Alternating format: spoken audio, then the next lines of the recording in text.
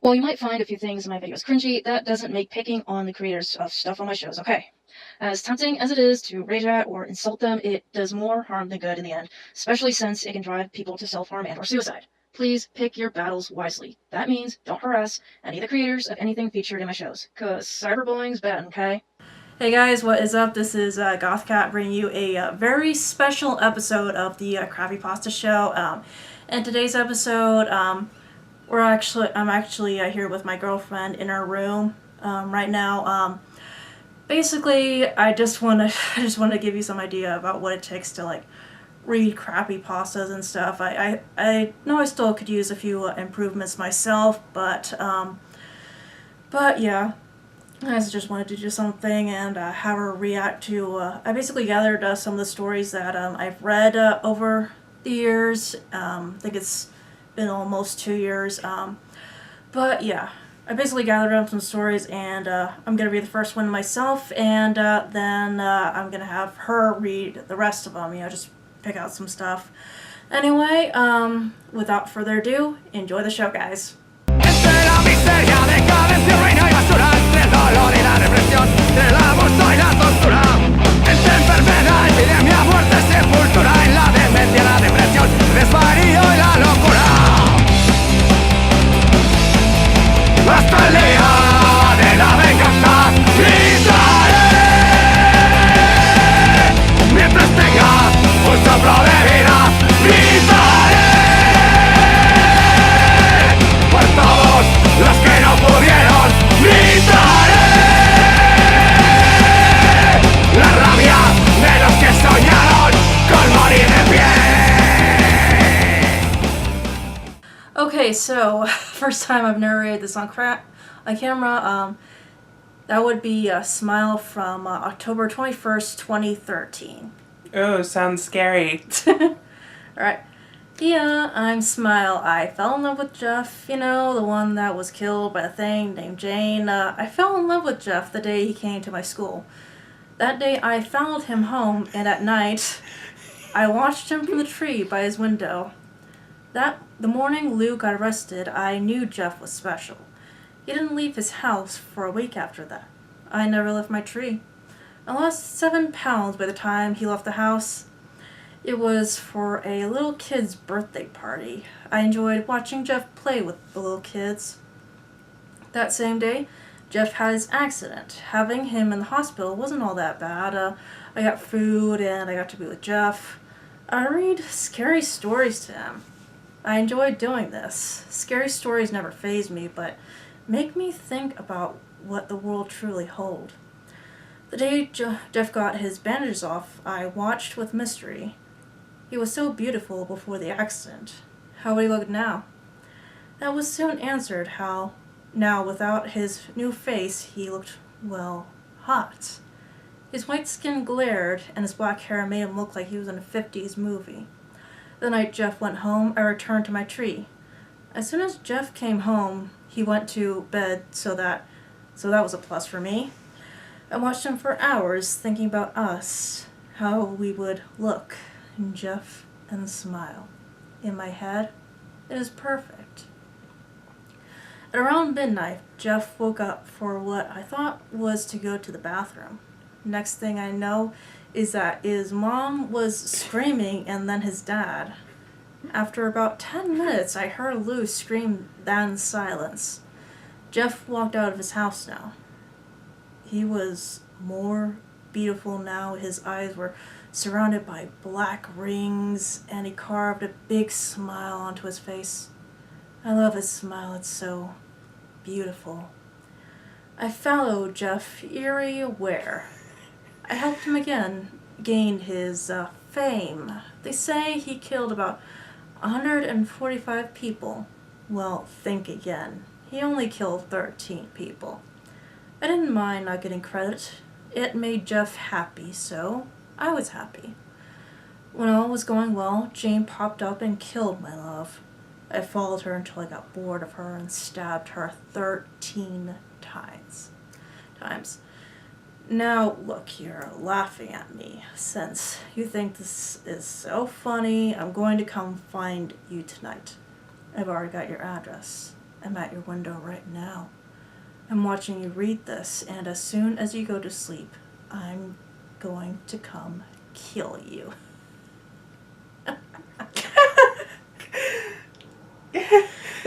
You know, we weren't just laughing at that. It actually fucking ended with laughter. Yeah. Yeah. Mhm. Yep. That is true. Okay, let's see. Alright, so this one is called Charlie the Killer. Okay. Charlie the Killer. Jeff is nearly 18 now, and meeting Jane the Killer was a big thrill for him, as she died a tragic death from falling down the stairs, but this didn't stop his psychopathic ways. Charlie was going through a rough bullying stage at school and was beginning to get depressed and hearing voices on her head. They were telling her to do stuff. She just put them to the back of her mind and carried on with getting shoved in lockers and beat up in the girls' bathroom. She heard the voices screaming at her until one day she snapped and listened to the voices in her head and pulled out the copper piping from the wall and stabbed her bully to death, then licked the blood off the pipe. Right here. She leaned near the bully's body and whispered, "Now you know how I felt and you called me ugly and said I was too fat to meet anyone who'd like me and that I was a whore who should kill myself." After she realized what she had done, ran away. She didn't feel bad about this. Actually, she was quite glad. She wanted to do it more. So Charlie went out.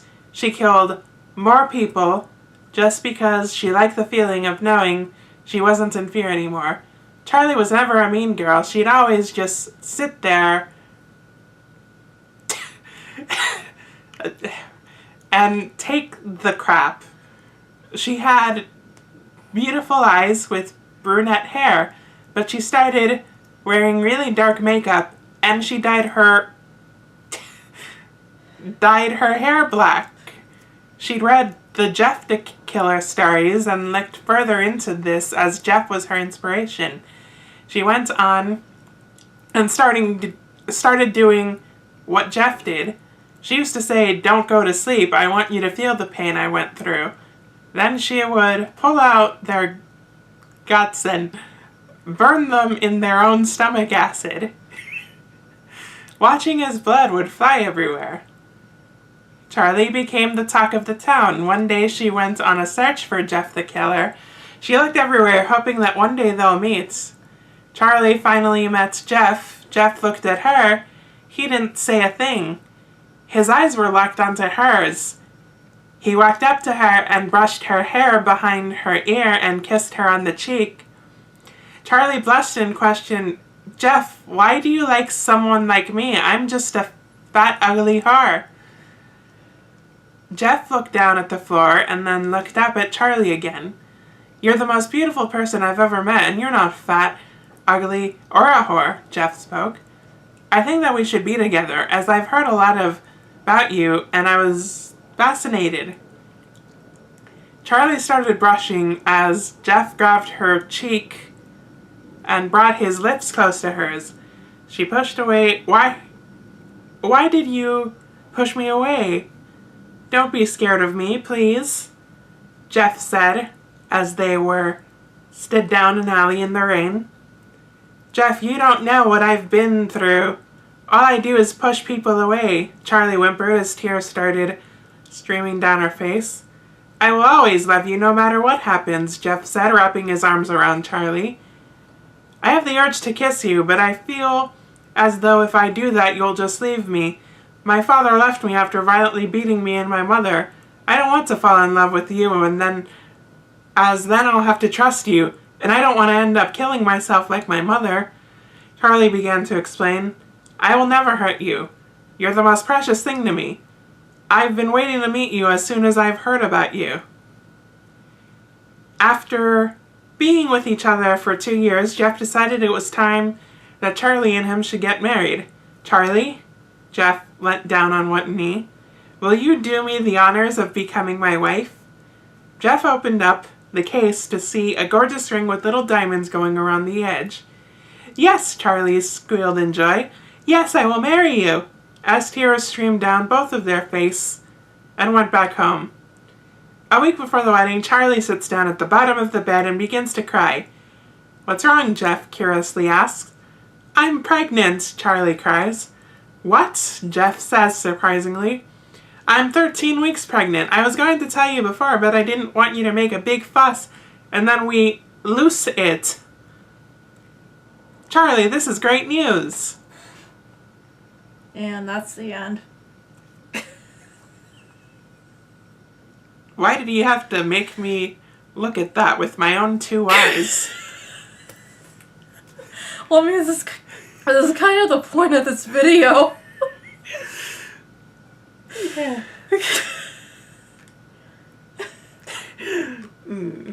Alright, so this is the story called Burner. Alright? Sounds boring as fuck. It's short though, so... Yeah. Alright. "Hello," said James to Kyle at school. "Sup," Kyle responded. They both ran to class and were anxious to get out off school. When school was over, Kyle tripped James, causing him to fall in a pile of rocks. One of the rocks went through his skull, causing James mental issues. James' family had no choice but to lock him in a mental hospital.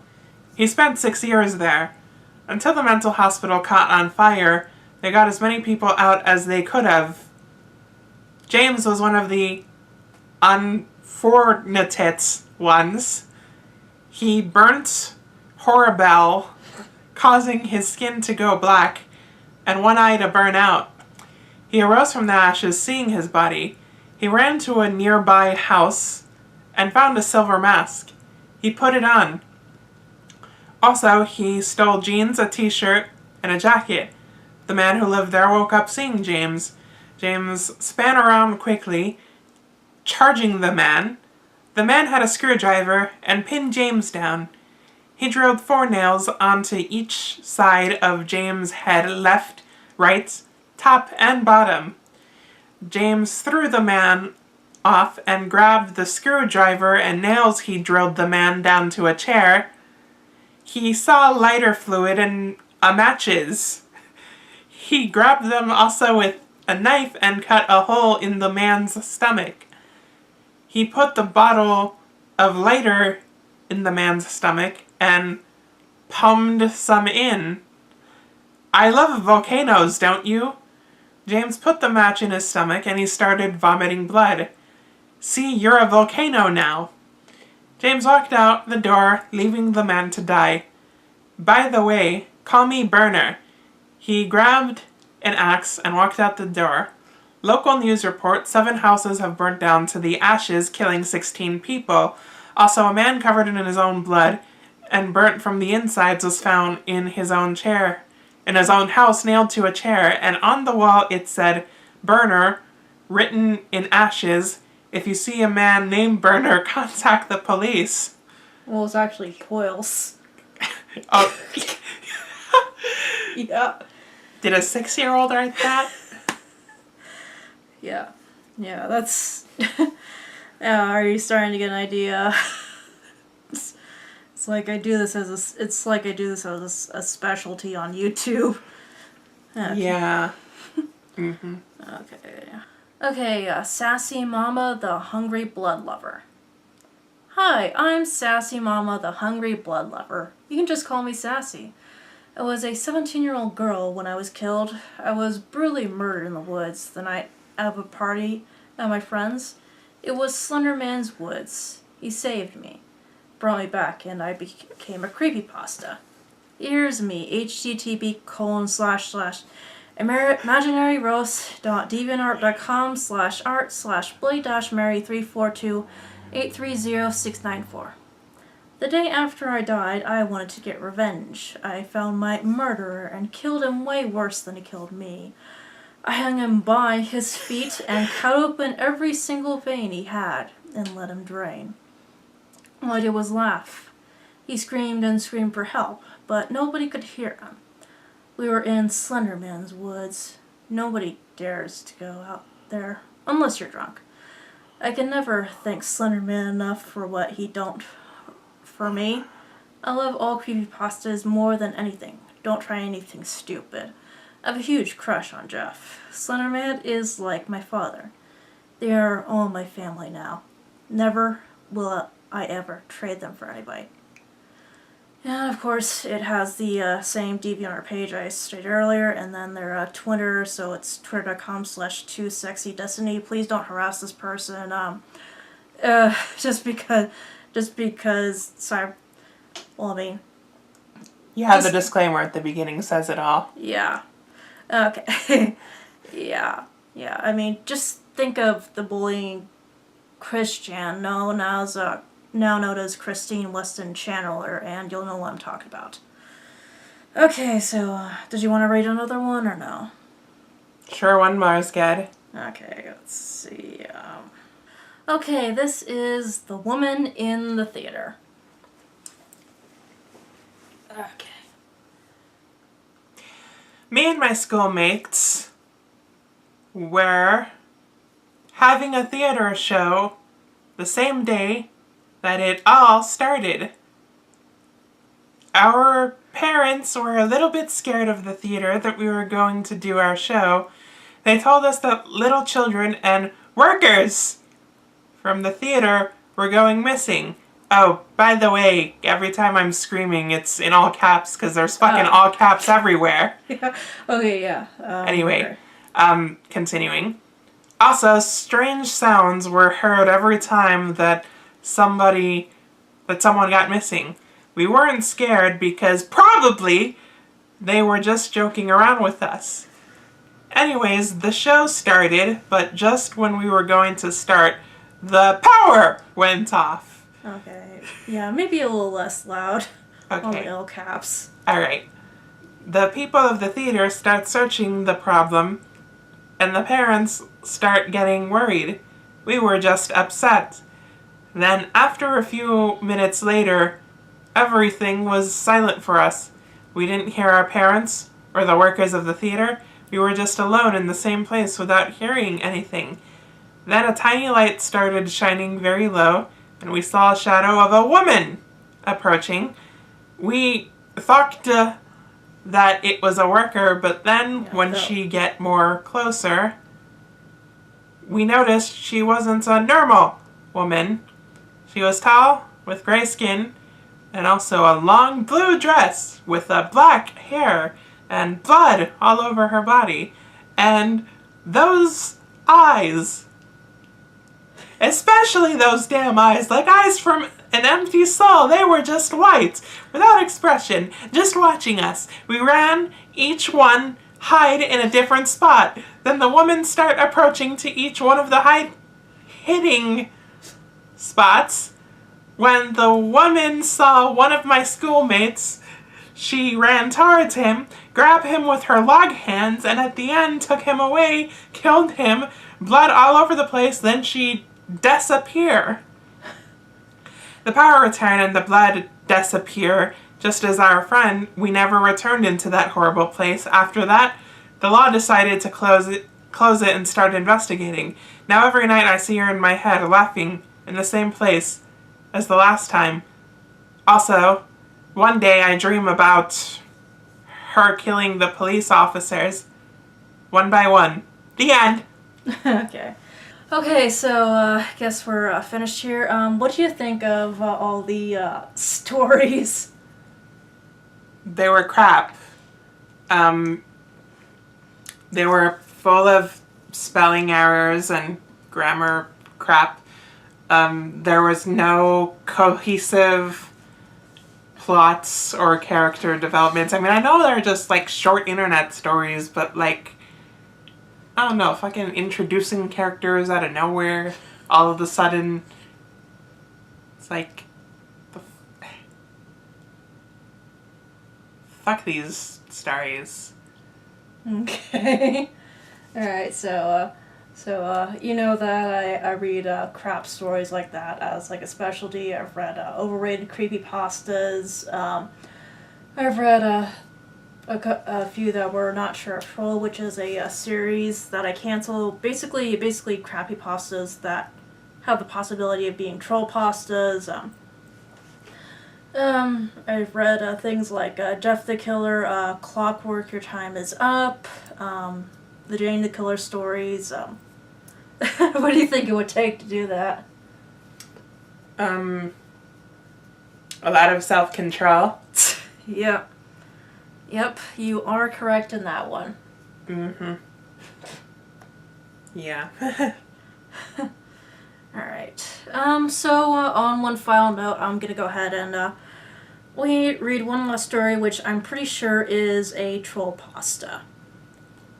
I think it was in one of my episodes of Not Sure of Troll. It's called Unknown Paranormal Activity. I don't know what was that, but it's bleep scary. It was a day of summer vacation when suddenly I had dark out, but my friend suggested to go in a old manor. I said, why not, and headed towards the manor. It was creepy even outside the manor. The wind was cold, so we made a fire, but suddenly it started raining. Knowing we don't want to become ice cubes, we had to go inside the manor. When we entered, we were welcomed by rats, of course, but then we heard footsteps. We thought that was Tom, 'cause he likes to creep us out, but that wasn't him. We searched the house, but found only vermins and rats. Suddenly, we found a bedroom. Oh, hang on. There was only 2 beds, so 3 of us had to make... You sure you want to lie down through this? Yeah, I'm good. Okay, yeah, she's still here, people. Okay, so... There was only 2 beds, so 3 of us had to make camp. It was me, Jack, and Fred. Tom and Gary had come with a dog, so whatever happens, it will wake us up. We didn't eat well, only 4 crackers, sips, and cola, so they sent me to find the kitchen. I thought they are nuts, but I was hungry too. When I come out of the room, I heard a voice like this. Why? That absolutely creeped me out. But I still was going. The voice was getting stronger and stronger. I felt sick, and in 3 seconds, high fever. Started vomiting on the ground and felt that my blood pressure is high. But I made it out to the kitchen. It felt that someone is breathing alongside my neck. I turned around. It was the dog. He was making hard noises like he was scared. I said to him, I know this place is creepy. I'm scared too, but that didn't calm him down, 'cause someone opened the door. I was scared 'cause I saw a hand throw it. I hid in fridge 'cause there was nothing else. I got cold. I wanted to scream for help. Then fridge door slowly opened. I started to pray for this is one of Tom's joke, but when it opened, there was nothing there. The dog was too stupid to open the door. I heard a voice again. I quick grabbed some food and got back to the bedroom, but everyone was already sleeping. I decided that I need to sleep, but I heard knocks on the window. I waked up and saw the dog outside. There was no way the dog has opened the door itself. Then I heard someone is pushing the doors. I shouted to wake up. They waked up and saw what I saw. But like the fridge, nobody was there. But these screams started to scream highly. Tom gave us ear plungers to cover up our ears. We packed our stuff and went home. My parents was angry because it was like 4 o'clock. I said that was a rough day and got to the bed. But I still heard a sound. Next morning we headed out to the same manor to search for dog. We saw a little girl with it, and she said, I saw him last night wandering around here. Is it yours? We were lost. The last night, what should a little girl do that late? We got back to the manor and sawed dolls. Dolls, dolls, and even more dolls. One of them fussed without an ear, and we saw. The dog is with doll's ear instead a real one. The door shuddered and heard the sounds again. Jack was the fearsome, so he leaded the way trout the manor. It was dark like a dungeon, and all we had was a mobile phone. Finally, we found other exit. The girl was gone, and then we decided to never come out to that manor. Johnny. Alright. Okay, and that is it for our show. So let's say goodbye to the camera. Goodbye to the camera. Okay. Alright, well, this is Gothcat and Girlfriend signing out. Thank you and goodbye.